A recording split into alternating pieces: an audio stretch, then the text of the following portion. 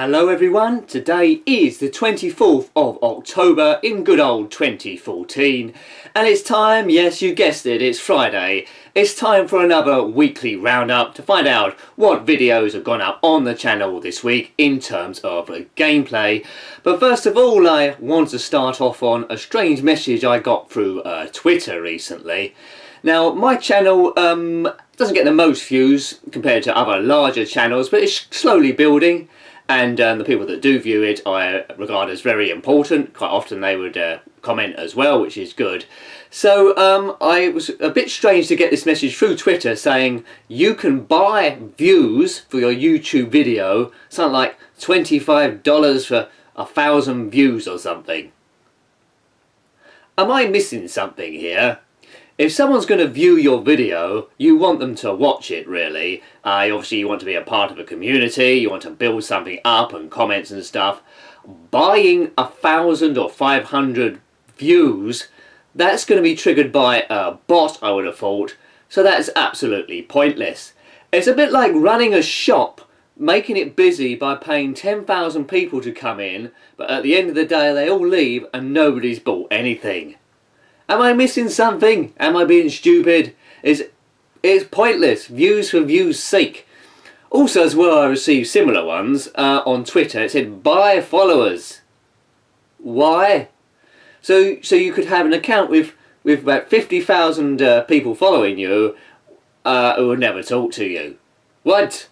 Well, don't get me wrong. On my Twitter account I'm followed by quite a few thousand people and I probably only react with about, I don't know, a very small percentage, but they have come over the years really. I haven't paid for any of them. Why would you want to do that? That's a very, very odd.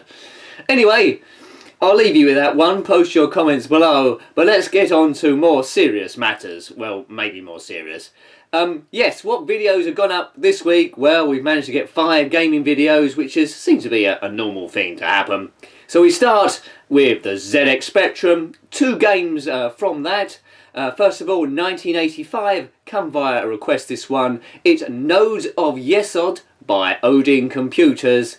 This is a really fun game, this one, although I forgot to do something quite fundamental in the gameplay, and that is collect a mole at the start. But anyway, essentially you are this spaceman.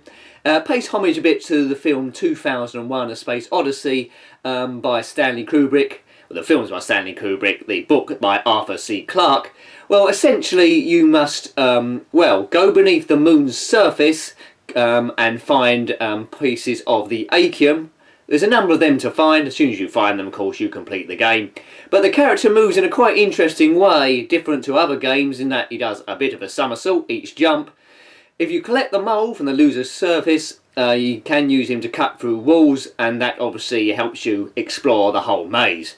Quite a large number of screens, a very cute game. Had a sequel called Ark of YESOD, which I might come to at some stage, but we'll see how that goes. So a very good game, worth checking out.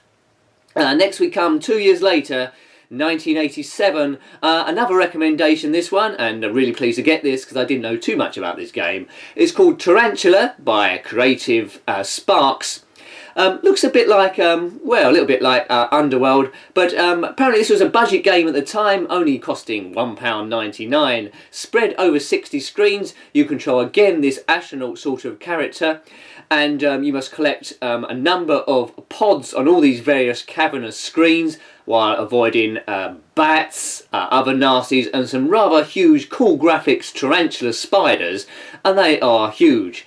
It's one of these exploration games. Feels like an ultimate game, which isn't a bad thing, but it certainly isn't. I had great fun on this, and I'll probably go back to it a number of times. So if you haven't seen that game before, have a look at it, Tarantula. So yeah, really impressed with this game, a real solid one.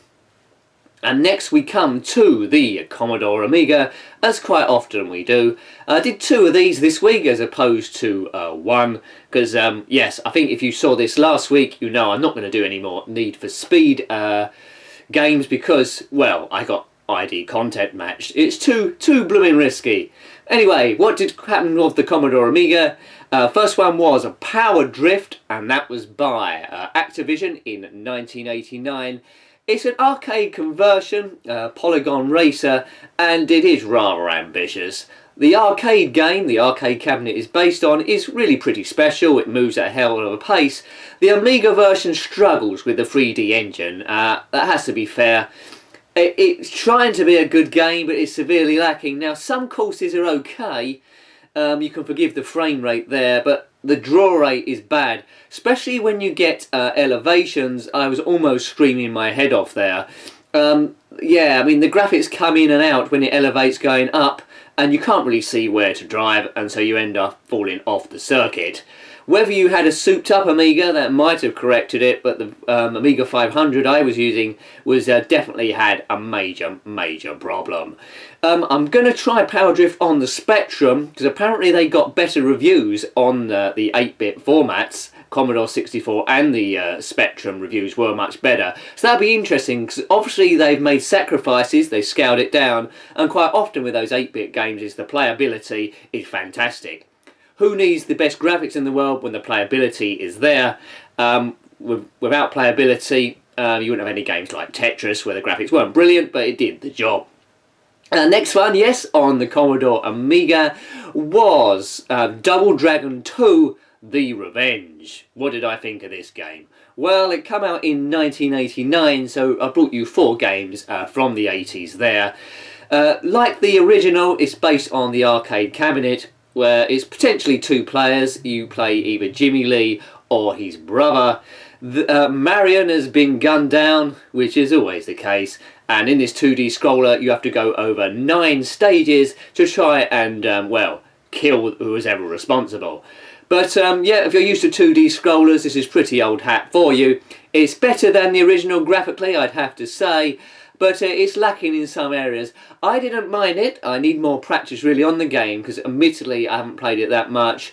I thought it was a bit quiet, it lacked music, just special effects, but some helpful person in the comments said by hitting F1, or one of those keys, the music will come, so if you got that game you might want to try that out.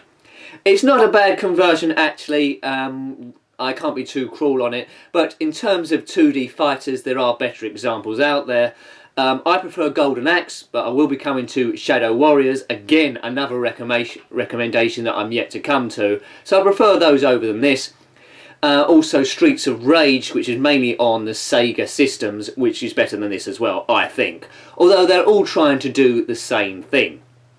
And the 5th game, the last one I brought you this week, was Zen Pinball 2 again, and this is a really cool table. It's Sorcerer's Apprentice. Now this is the first one of Zen Pinball I actually ever played. I played it on my phone, and looking at it I thought, damn, I need to see this on a bigger screen. Come out in 2011 at Zen Studios, of course. Plays absolutely magnificent. I haven't seen it on the PS4, but with the shadowing, the extra rendering it does, it must look even better. Very playable game. It's Halloween next week, so it's sort of spooky, and I should be bringing you more Halloween orientated games this coming week. Might be a few that aren't, but the majority will be. Yeah, what more can I say about Sorcerer's Lair? Very atmospheric, quite a few missions to do, absolutely fantastic colour palette, blues and purples, lighting is fantastic, a number of missions there. Do check that one out. So if you're starting out on Zen Pinball 2 and don't know which table to get first, then Sorcerer's Apprentice is a pretty good start. So yeah, I hope you like looking at the videos this week. Please remember to rate, comment and subscribe. It's always appreciated. Also tell me what you think about this buying views thing. Have you ever done it?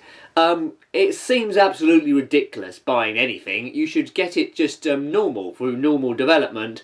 Or am I just being a bit naive? I don't spam any forums about this channel, so without that or buying anything, do you think this channel will always remain small? Well, it might do, but even if that's the case, I'm certainly not going to do any spamming or buy any followers or anything like that. So we'll have to say we're doing this for fun. If it turns into a channel of hundreds of thousands of followers, then great. If it sticks around the 230 mark, well, who cares? That means you're getting my best attention, you comment below, and quite often you realise that I always answer those, so we got a bit of a conversation going. Let me know your thoughts. I hope you have a good week, and until next time then, goodbye. Goodbye.